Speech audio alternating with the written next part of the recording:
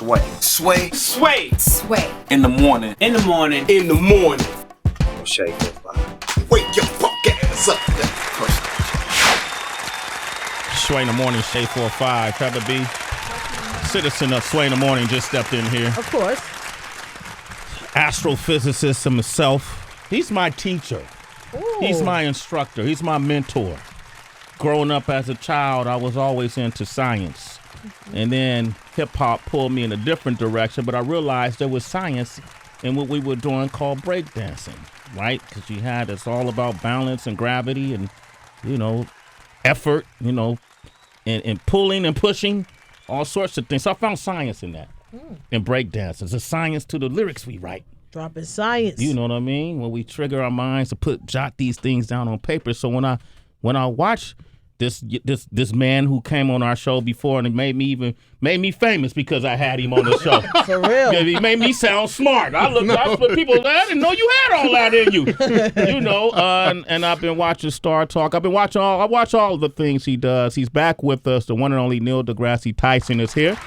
Yo, thank you. You can catch Star Talk. And I'm a silent E at the end of that, deGrasse. Oh, deGrasse, my bad. That's a science in You're thinking man. Degrassi High, DeGrasse.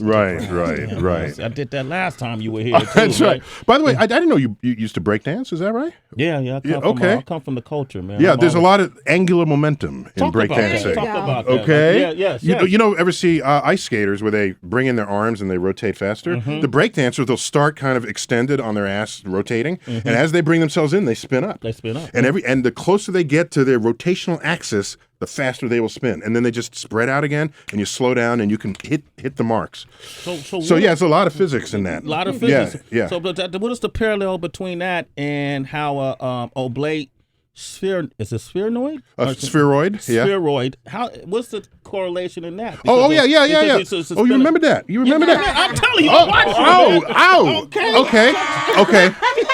Okay. If you are not solid yet, if you are forming like the early Earth and you're rotating, what's going to happen is you're going to flatten out and you're going to be a little wider in the midsection, like spinning pizza dough. Yeah. It just gets flatter, right? So Earth got a little bit wider at its equator than it did pole to pole before it sort of froze into place. I say freeze, but we're talking about rocks going from molten to solid, all right? And so in the mind of the rocks, it's freezing, but to us, we wouldn't normally use that word. So the Earth is just a little wider at its equator. That's all. You call it an oblate spheroid. That's all. It's too many syllables just to say that we're round and a little chubby in the midsection.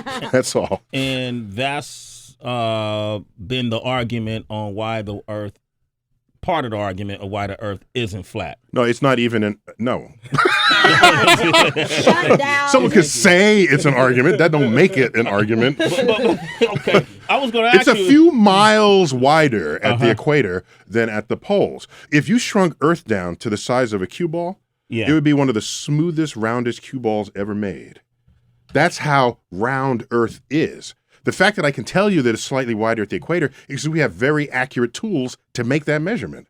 But think about it. From the depths of the Marianas Trench off the coast of the Philippines, which is the deepest part of Earth's crust, up to the top of Mount Everest, it's like a dozen miles. Yeah. You could drive that in 10 minutes, basically doing the speed limit. So the structure on Earth's surface relative to the size of the Earth's surface is very mild. We think it's large because we're tiny compared to that. So if you're an ant, of course, climbing up to a stack of sheet of papers is a big effort for you. Yeah. If you're an ant, well, we're ants on the surface of this terrain that we call Earth. But if you take a step back and look at the Earth, that sucker is round as you're going to get. All right, we brought your nephew here, Tyson. He's going to talk in a minute, but I got you here, so I feel like I'm on Star Talk. Why'd you ask him if he had a rap name? You didn't ask me if I had a Oh. Neil, you have a rap name? MC Squared. You gotta go. Yo. I can't believe you didn't see that coming. You didn't see that coming. You didn't see that coming. I'm whack. I should have saw that coming. Wow. Setup. Damn. Okay. I'll shut up now. I just that was good. I'm just because this whole flat Earth thing broke out, and I just put out a few tweets just to sort of to joust, right? And I made it clear that he could still be a great rapper, B.o.B, right? And I'm not going to, nobody's going to take that away from him just because he was using 4 centuries old reasoning about the shape of the earth. So one of my tweets was, just because you're using 4 centuries old reasoning doesn't mean we still don't like your music. We love you. We can still listen. Right. I felt like you was firing shots at him when you did that. That's the equivalent. You threw a bar at him with that. But then out came, he did a diss track. And I said, I don't know if I know what a diss track is. So I called up my nephew. I said, what's a diss track? He said, oh, yeah, he's dissing you. I said, well, could you diss back? Is that allowed? I called his man up at 7 in the morning. By 11 o'clock, he had like a double, what do you call it? A diss back at the diss? You got a word for that? A retaliation. Retaliation. Okay. So within 4 hours, my boy had a retaliation track. So I went back on Twitter and I said, although I'm an astrophysicist, I know some rappers. Yeah. Okay? Yeah. And one of them has got my back. And then I posted it, and then I pulled out, and I haven't said anything about it to anybody until just now. Yeah. And we're gonna hear that. We're gonna hear that. I got a couple callers, if you don't mind, Neil. Sure. Okay, on the line we got Chance on the line. Good morning. How you doing? Chance. You. Hey, Bless. Good morning. Hey, Chance. How you doing? Say hello to Neil deGrasse Tyson. How's it going, brother? Yeah, hey, Chance. Bless. And his nephew Tyson is here too. Yeah, Stephen Tyson Jr. Okay, cool. Hey, so you heard the talk about the world being flat. What is your question? So I mean, it's definitely a topic I've been following up a bit, and I saw I did see you guys going back and forth with B.o.B and everything. It was interesting, but I just feel like as I look at the information on this, it seems like it's a little bit more of an open-ended, something that's still questionable. Even looking at everybody, even when Copernicus wrote it in the first place, he used as and if, and according to Einstein, both theories have to be equal. So I'm just curious why you didn't use this opportunity to kind of open up the conversation, and if and believing in the geocentric model, saying that really laying out the facts rather than just kind of getting into a rap battle about it. Yeah. So a couple of things. First, the 140 characters is not the place to be loquacious. So I have to be I've got to really parse the words. And I didn't feel like opening up into a full up debate. You'd never see me debate anybody on any subject ever. There's no YouTube video of me debating anybody. It's not what I do. I want to educate people, and then you go out and think what you want. But if you're missing information in how you think, it's the job of the educator to make sure you come out of the box knowing how to think and how to process information. So in your question, you're mixing two different things. Copernicus put the sun back in the middle of the known universe where previously the Earth was there. And so, but with Copernicus, there was no one had an issue about whether Earth was round. All right, so this conversation is about whether Earth was round, not whether Earth is in the middle of the known universe. So and that would be the geocentric as opposed to the heliocentric. Oh, by the way, there was this is a tangent. There was an element discovered on the sun before it was discovered on Earth, and they named it after the Greek god Helios, helium. So the element helium, named after the sun, heliocentric, helium. Helium was discovered on the sun before we even found it here. That's just a little bit. No, that's I got to toss that out. Changes there. your voice too. I thought I'd throw that. Yeah, it's good. Yeah, You're stupid. If you inhale it, if you look at party blues and say, "Gee, I want to inhale that gas," and you're one of those people, yeah, you'll sound like Mickey Mouse when you're done. At what point do you stop arguing things that have been settled for 4 centuries? And how do you invest your time and energy in doing so? So that's really what this is about. If this was 1491 and people are still wondering whether Earth is round, and you send Columbus off and will he come back and will he float off the edge, we can have this conversation in the town hall. Yeah. But we've been to the moon. And to have this conversation in the era of space exploration and satellites and all the rest of that, I'm thinking we should try to find something else. That's the water in Flint. Let's talk about that. Can you solve that problem? Thank you. Neil, can you solve that problem? You know, come on now. So that's where that's where I'm coming from here. Chance, you have any thanks, other Chance. questions? Well, yeah, we can get back. But I would like, I do think that's something that's worth that you might be worth doing some more investigation. Because I don't think it's something that's been a closed topic at all. And if you look at that, it actually has been consistently, refuted for a while. I just think I would like to see someone that is on the other side of the fence actually do the science rather than just, dismiss something. It would be interesting to see. Someone yourself or someone like that actually put some time and put out. Well, okay, so I did, in a 140 character way, I did that with one of B.o.B's tweets. He tweeted that from the summit of Bear Mountain, which is 1,200 feet up in upstate New York, 60 miles from New York City, he says, from that location, I calculated using math that Manhattan should be concealed behind 170 feet of Earth's curved surface. But here's this photo, and there's Manhattan. So therefore, Earth is flat.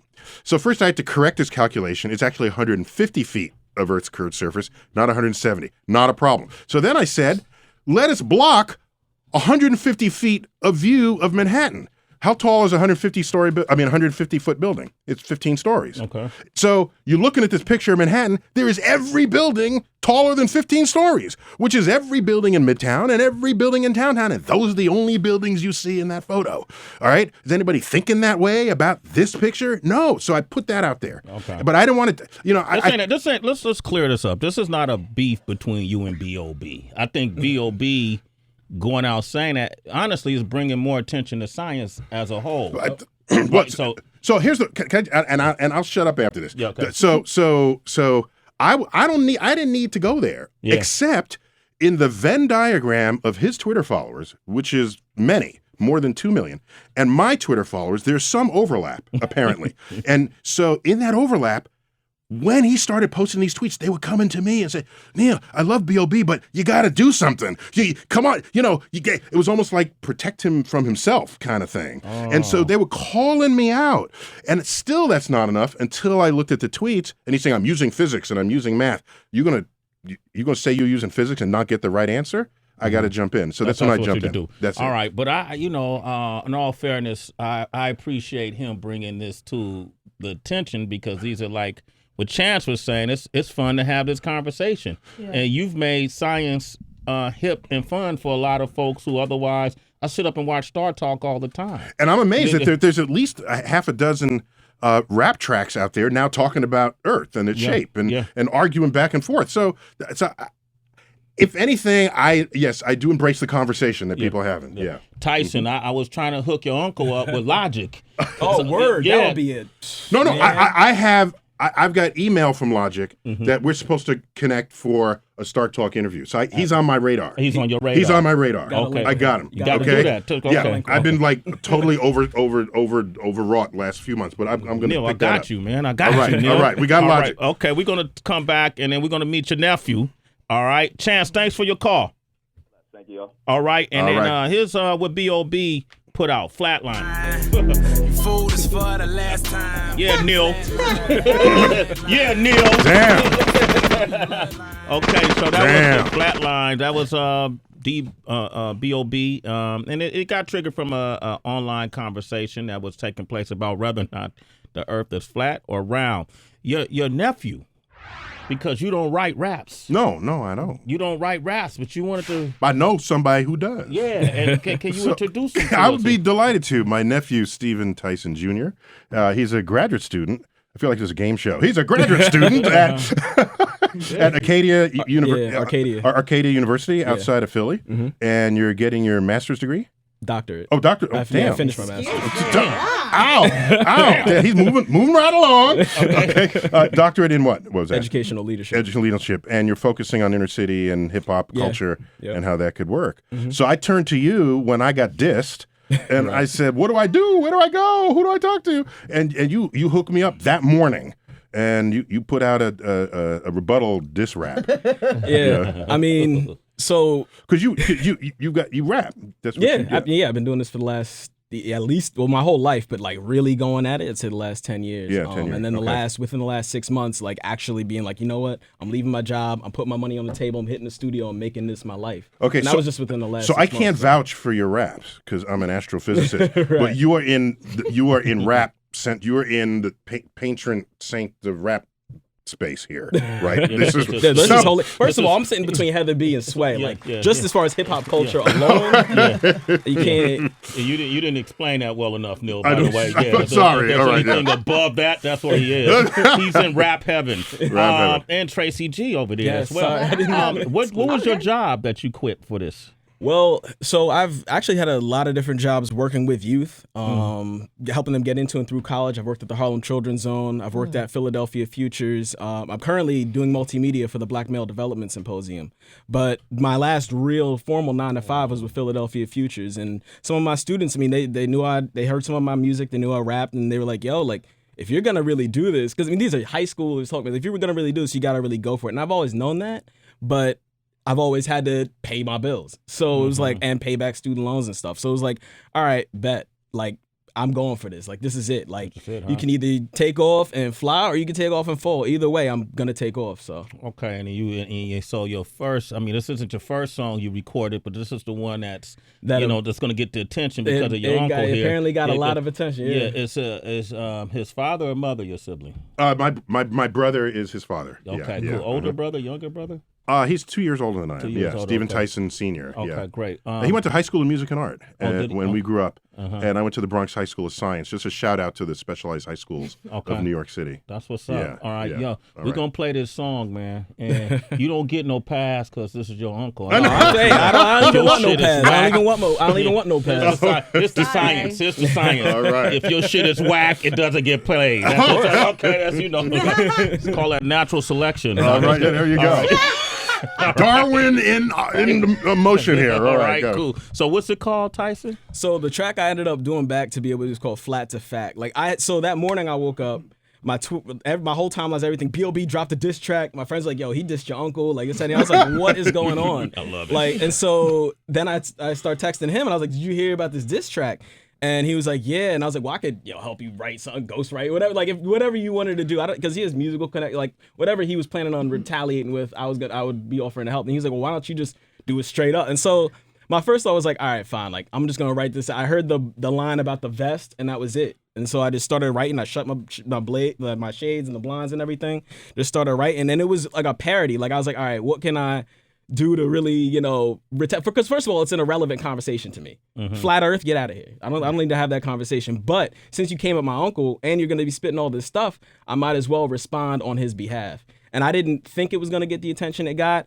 I recorded it in one shot in my living room. Like, it's not, I didn't even go to the studio or nothing. So let's hear it, Tyson. All right. That's a great big explanation. Let's hear what it sounds like, man. All right, here it is. When people in charge. From my debut, and now it's back to that. Oh, Neil, what you done got your family into, man? What? I didn't know. I was minding my own damn business. Man, so was I. Excuse me. So you start. What about the seasons? You start going into factual things. Yeah, I mean, those are the.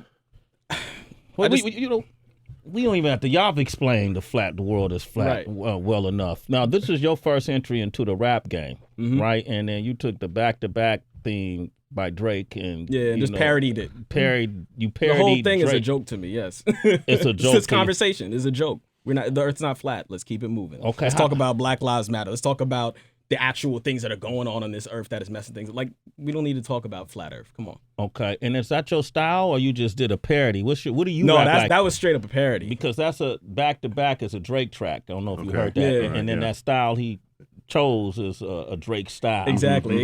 Yeah, that's not my style at all. I mean, my style is derived from folks like KRS, Nas, like, real roots of hip hop. I mean, that's my style. It comes from, some people think like, oh, you got, like, whenever they listen to my actual music, because the best part about this, I would say, is that people actually are listening to my real music, like the songs that I really have. Tracks called Black Lives Matter, Mother Earth, the 4 Elements, talking about hip hop culture, talking about real substance. And so I'm more proud of that. Like people actually listening to that, picking up on what I'm saying, and then like, yo, you got that old school flow, but with a new school kind of reach and stuff. So I'm just appreciative for everybody who's just really been tuning into my real music. We're gonna find out what the people think about it too. Okay. First we got Mike from Chicago on the line. Mike, what up, baby? Mike. Good Mike. Mike, what's popping? Yo, Sway, what's going on with it, man? What's up, man? Say hello to Neil and his nephew Tyson. Yeah, Neil, man, what's going on? Yeah, man? how you doing? Thanks for checking in. I'm honestly one of your biggest fans, bro. You know, I've been following you for years, and I just want to say, man, I really appreciate you guys really pushing the conversation forward. Sway, I listen to you guys' show every day, and I love the show. And Heather B, I love you to death. But I do want to say for the record, man, that I feel a lot of times the guests that come in, it's almost like a litmus test for whether or not they believe in like religion or God or something like that. And a lot of times it's the type of thing where, man, people just can't be like, oh man, maybe. Make your point, Mike. What do you want to say? Yeah, no, I'm sorry. I was just going to say, I just wish that, that the intellectualism would come back in the conversation, because it's always like, oh, man, if you don't say you believe in Jesus, oh, man, let me sit back 2 steps away from you. Like, man, maybe they just did some research, so maybe they know their history, maybe they understand that, because it's like the type of thing, like if it's not faith-based, it's not given as much, weight as if somebody just like know history or know their science. What are you talking about, though? Our show? No, or you just mean in general? Well, I mean, in your show and in general as well, a lot of the people come on, it's kind of like, I just think that it's a lot of a litmus test, like, man, if you believe in God, oh, okay, cool. But it's like, besides maybe David Banner and Neil deGrasse Tyson, I don't hear you're not listening to our show every day. I mean, it's not a, we all have faith. We all have our beliefs. But honestly, I think this is probably one of the most balanced shows there is on radio. I don't question or judge anybody about what they believe or what they choose not to believe in. And there's a reason why Neil is here for the second time on this show as well. So I have to disagree with that part of it. But I can add something to this. Yeah. I wrote something about this just a few weeks ago on an article titled What Science Is and How and Why It Works. Mm-hmm. And I highlighted 2 different kinds of things. So there's something called objective truth. These are things that are true whether or not you believe in them, and they're true no matter what else you're thinking. And these are, is the earth round, the earth goes around the sun is hot, this sort of thing. And there are other kinds of things. There's your personal truths. Mm-hmm. Your personal truth is Jesus your Savior, is Muhammad the last prophet on earth, right. And people can have their personal truths. And the difference between these, of course, is that you generally, to convince someone else of your personal truth requires major coercion, and in the limit, it requires war. Mm-hmm. And the history of civilization has borne that out. In a pluralistic society like the United States, where we cherish diversity of beliefs, then to come at someone for their personal truths, it's not the kind of country you. If you required everybody have the same personal truth, that's not a free democracy. Right. We got words for what those countries are. So, but what you need to do at the end of the day is make sure you know the difference between your personal truth and an objective truth. And if you're going to pass laws that affect everybody, you want to base those on the objective truths, and you keep your personal truths to your family and your community, or whatever else that is. So this is a pluralistic show here, Mike. Okay, all right, just listen every day, man. All right. Okay, so listen, Tyson. Yeah. I want to hear your style. Okay, that was good for a parody, and it was decent. If your uncle wasn't here, we probably wouldn't even know who I am. Yeah, you wouldn't have got to play. I know that. You wouldn't have got to play, kid. I ain't gonna lie to you, but I feel you. That was good. We won't play that again though, because I don't want to keep perpetuating that whole thing between B.o.B. and I don't want to hear about this ever again. Okay, cool. But what we will do is play a beat and see what you sound like. Okay. All right. Ooh, I'm back out of that. Yeah. Okay. What's up? What kind of style do you want, man? We'll let you pick it. You want more of a now style? Mid-90s something. Mid-90s BPM? M.O.B.B. No, the 90s mob. Oh, okay. Go with the mob. Got the mob? We gonna get a little mob? Why not? All right. Go with that Shook ones? Hell okay. I'm backing up from this. Okay. He was talking. Give me them space. You better bring your A game. You only get one shot. Yo. Not trying to make you nervous. Tyson, what up, baby? Welcome to Sway in the Morning, Shade 45. I want to hear You at the top of the totem pole right now, kid. Hello. Yeah. Yo. It's Just Listen Entertainment. TYSON. Let's go. Yo. Now you can follow from the city to the country, from the beach to the burbs. Mr. TYSON is enticing you with these words to grasp your attention and reach the average listener. My song is like a signal. Just call me the commissioner. If it is a dark night, get ready for the dawn. Cause this is the moment that we gotta get along. It's more than a song. You could take the motivation to unite all of the people inside of our broken nation. Ignite the passion, the spirit in our youth. We can make them astrophysicists and help them seek the truth. The young Trayvon never lived to see professors. Put down the Smith & Wesson, leave your Glocks up in the dresser. Extend a helping hand to help your fellow man. Then we'll help the whole world come to learn and understand that we're not all criminals, we're not all thugs. We ain't all been to jail and we ain't all selling drugs. But y'all don't wanna hear it, y'all just sit and fear it. Afraid to recognize our worth and fix our living spirit. Like we're too busy focused on the unimportant things. Cause the cars, the clothes, the diamonds and rings, I am the one you waited for and made it right on time. I started at the bottom and now it was worth the climb. I'm switching up the standards that we've set for our culture, making gold out of lead. I'm turning rocks into sculptures. Cause everybody's on a path to find a higher destiny. The more you travel down the road, the greater its intensity. It took a while to realize our minds are fully mesmerized by the lies from corporate guys who cooked it like a recipe. But if we stand together, we can surely make it better. Fuck the terror, I don't care who they say's our biggest fear. Allow me to clear up your conscious atmosphere. I'm the virtuous lyricist, also known as DJ Ear to Ear. But don't be scared, kids, I am not a terrorist. Just got a lot of knowledge, got you screaming for a therapist. Pull up a chair and let's get real focused in, cause I'm about to pull the curtain, let the show begin. First you gotta take a flight to a cable line, known as the motherland that the sun shines upon. It's not the dark continent that's so incompetent. It's why we all should go get lit and help to lift their consciousness. Cause Jesus was us, just more enlightened. You gotta look within yourself, and this is why I'm writing. To let you know that truth be told and truth is going to unfold right before our very eyes. And when it comes, don't act surprised. Beyond the lies of those who wanna keep you ignorant from where you're from. And this is why I'll teach you to be yourself. You need no help, the message is the music. When they get so it's hard to tell hip hop's the movement. It's not just grooving, it's also soothing to understand the master plan and how we are to use it. You never thought that anyone possessed these thoughts. I've been waiting for my time to shine. It's time to set your clocks and let your body rock to the rhymes that I provide. Open up your eyes, release your inner spirit from inside. Cause this is just my mind is revving on all cylinders. I'm in the fast lane, so don't complain if you're not feeling this.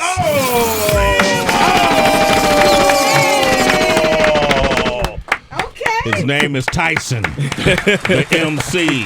Just Listen Entertainment. Shout out Trady MC, T Hawkins, TDK Twiz, Trayvon Sams, and Gimmick. That's the whole crew. We here. That's how we want you to rap, man. That's what's up. That's your style, man. Yes, it is. That's your delivery right there. Yes, there it you is. go. That content you spitting in there, I can appreciate that. Thank you. Thank you, man. I've never been to jail. I never sold drugs. Neither have. So, Well, I never. Well, you never. I'm okay. I'm gonna drink this water. You sold drugs? What the hell? You stopped right He there. stopped in the middle of the sentence. I'm looking, what? But I know friends and family who have for whatever reasons, but not all of us have. You know, so good point. Yeah. I like that. What you think of that one, Heather B? I never diss positive rap. Yeah. Never. I never Yo, diss. Glocks Down changed my life when I was like in kindergarten. I swear, like straight up. Like because I was raised. He shouted out my pops being in the Bronx and everything. He taught high schoolers, taught a lot of up and coming b-boys and MCs and stuff. So I was always raised on peace, love, unity, having fun. I'm a member of the Zulu Nation, everything. No doubt. And so Glocks Down. Whenever I first heard it, I was like it was just it fell in with everything, Thank with you. self-destruction, with everything. So I appreciate that. No, I will never diss nobody who trying to uplift us. So I appreciate it, and the positive lyrics, no profanity, no none of that. I salute you, brother. Keep Thank doing you. what you're doing. Yeah, be proud, man. I ain't had nothing to do with that. I know. Don't say you know so fast. But he made a G call. Quickly, You he see what said, did, I know. though? No, but listen. He made the G Yeah, I call. know you didn't, but you made the call. Yeah, I just said I can offer him. That's all I can do. Yeah, listen. You do it. Chew him up, spit him out, keep him, whatever you want. But that's all. And if your uncle never offers you another thing in your lifetime, Hey, it's I'm okay. taking this for what it is, man. You still owe him for this one.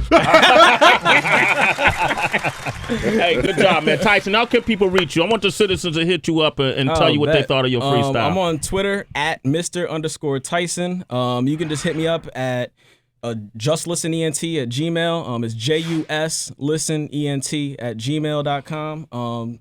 SoundCloud, soundcloud.com/Dr. Tyson. because I'm on that path. You're on that Dr. Tyson. So, I like that. I'll be there soon. All right. Okay, that's what's up, man. And then Neil, thank you for coming by again. Yeah, See, you now know. you had to come by again now, man. Don't be a stranger, Neil. You know, watch you on I TV. did not, and I don't know if your audience knew this, but the last time I was on here, I said something about people not believing that the pyramids were made by real Africans and thinking that aliens did it. And whatever that was, it came out sharp and quick, and I got thug-lifed off of that moment. And I did, and someone showed it to me, and there it was. And it was like, and then the glasses come on, and so my first ever thug life was on your show. Yeah, no problem, man. That's what I want you to later. know. Yeah, if you want to find it, just YouTube Tyson, Sway, and Thug Life. It should go straight there. Got a lot of burn off that interview, I ain't been on Star Talk yet, but you got a lot of burn on that interview. Real quick, man. A quasar. What is a quasar? Well, if we went decades not really knowing what they are, they're very bright things at the edge of the universe, far, far away, that you wouldn't normally be able to see them, except they're very, very luminous. And we finally figured out about 20 years ago that they're a supermassive black hole eating anything that comes near it, and the act of eating it makes it highly radiative before it gets lost forever across the event horizon into the abyss. So it's how you put a lot of luminosity in a very small space, and those are quasars. And the word is short for quasi-stellar radio source. Quasi-stellar because it's really tiny. Yeah. It's like on a telescope, a star is tiny. So how could it be this tiny but so luminous? And we puzzled over it for decades until the theory of black holes became fully developed, and now there's a monster black hole in the center of every one of those suckers. Now, I was reading something while I got you here. I want to ask you about it real quick. And By the way, you should avoid black holes. Ladies, just, okay. Thank you for the warning. Okay. You see one coming. And I was trying to ask you this last time you were here. Is there a reservoir of water in outer space? Well, the H2O, the molecule, is very common, as there are many other common molecules. CO2 is common. There are a lot of common molecules, but there's not one place where all the water is collecting. No. Okay. No. Okay. No, so, the water, just molecules mixed with other molecules. Okay. Yeah. So I read something, could be wrong. Astronomers found largest, most distant reservoir of water. 2 teams of astronomers discovered the largest and farthest reservoir of water ever detected in the universe. The water equivalent to 140 trillion times all the water in the world's ocean surrounds a huge feeding black hole 12 billion light years away. You know about this? Yeah, so black holes are eating stuff all the time, everywhere in the universe. So the fact that we've got a hungry black hole out there at the center of that story, that's not a surprise. Okay. So what surprised me, if that's a real story, I want to check it out, because there is no reason astrophysically for there just to be water mixed with anything else that would normally be there with the water molecule. That's all I'm saying. There'd be the hydrogen makes it a molecule with itself.